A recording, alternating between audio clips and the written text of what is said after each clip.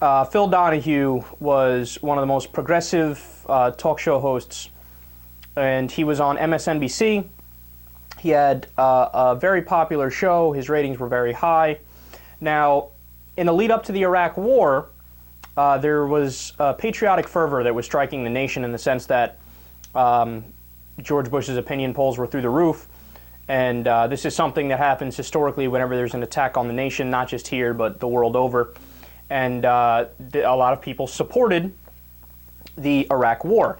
Now, when it comes to the media, there was even more of a disproportionate representation of being in favor of the administration. So you had Fox News basically cheerleading the administration, no surprise there. CNN also didn't really challenge the claims of the Bush administration. Now, MSNBC, a lot of people don't realize this, that MSNBC, their original business model was to try to out Fox News. They wanted to be the conservative network. They wanted to appeal to the same base as Fox was. So they hired Michael Savage, who was one of the craziest right-wing talk show hosts there is. They fired Phil Donahue, who was the only liberal at the time that had incredibly high ratings. And, well, now there's some shocking news about the chain of events that led to Donahue being fired. So NBC executives considered him a, quote, difficult public face for NBC in a time of war. And in other words, it was unpopular to bring up the facts about the Iraq War and oppose it, and they didn't like that. But furthermore, one of the people who was at MSNBC was reportedly pushing for Donahue to leave. That person was Chris Matthews. Now, they never really liked each other. In fact, I have a little clip here that I want to play for you guys. This is from 2002. It's really quick. It just shows you, it gives you a glimpse into the type of relationship they had. Let's listen. I do think we have a different attitude about the world in this country. I think you are a very good critic of this country. You're an excellent critic. You're like Michael Moore. You find all the things that's wrong with us. You're excellent about the corporate deal making and the failure to protect blue-collar jobs and all that. You're very good at that. But I think it's always, the glass is always half empty to you. It's always half empty. You're always negative. And I think that's a problem. I disagree with that point of view. I think this is the greatest country in the world with some flaws. Very close to saying don't criticize. No, I think it's a point of view that starts with there's some. I am blessed. Because I think you use all the evidence. You're always finding evidence to argue there's something wrong with this country. And I think this country is a good country with flaws, and you think this country is essentially wrong on so many issues. Right. Is this country a good country when its Congress is going to send 500,000 young men and women to war to put a shiv in the belly of some guy we don't like? This is a... Damn, man. Look, they did not like each other at all. Now, Chris Matthews let it be known that he wanted Donahue off the air. Matthews was a rising force at MSNBC at the time with a reported salary of $5 million, and he cultivated former GE CEO Jack Welch and had the ear of NBC CEO Bob Wright, who was really close friends with him. They vacationed together, in fact, and they've been close for a long time. And Matthews saw himself as MSNBC's biggest star, and he was upset that the network was pumping significant resources into Donahue's show.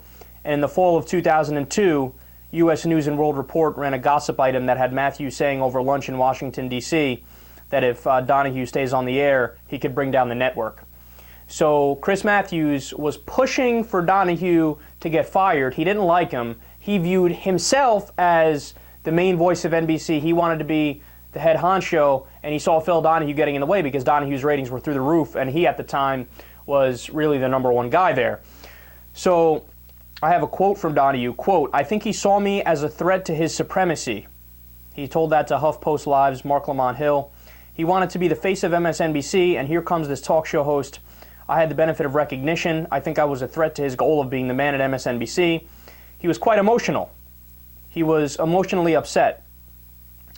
It wasn't just that Chris Matthews got him fired either. Like I said, you had the confluence of events where NBC wanted to be super conservative, and he also said, Donahue said, quote, "I'm working for General Electric, one of the largest defense contractors in the world." General Electric owns NBC and MSNBC. He said, quote, "I'm sure the boardroom saying, why do we have this has-been gray-headed talk show host insulting Donald Rumsfeld? Donald Rumsfeld's one of their biggest customers." So the reason why I think this is interesting is that, look, number one, Chris Matthews, at least today, he's okay, right? Like he's a somewhat progressive voice.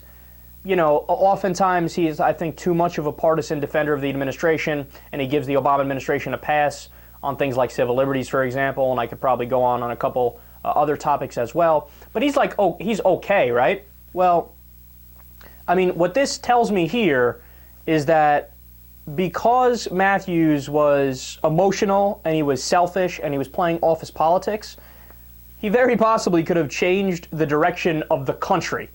Now, look, you might think I'm overstating that and that that's not the case, right? But you have to realize, again, Donahue had really good ratings. He was a very strong progressive voice. And there was a time frame where there wasn't any liberal talkers in the mainstream media. It was wall-to-wall conservatism. I mean, then Keith Olbermann had to come along and kind of break that mold again. And then everyone's like, oh, right, I forgot. We can dissent and that's okay, right? So, I mean, you can't help but take away from this. Chris Matthews, why'd you do it, man? Why'd you have to do it? If Donahue was on the air and he was, I mean, who knows what could have happened? You would have been able to talk about the failures of the Bush administration, the lies of the Bush administration much more, and maybe there would have been some changes. I'm not saying we wouldn't have invaded Iraq, but maybe, I don't know, you could have changed the discussion in the country and put more pressure so he would have left earlier. I mean, obviously this is all conjecture at this point, but either way, Chris Matthews for the fail.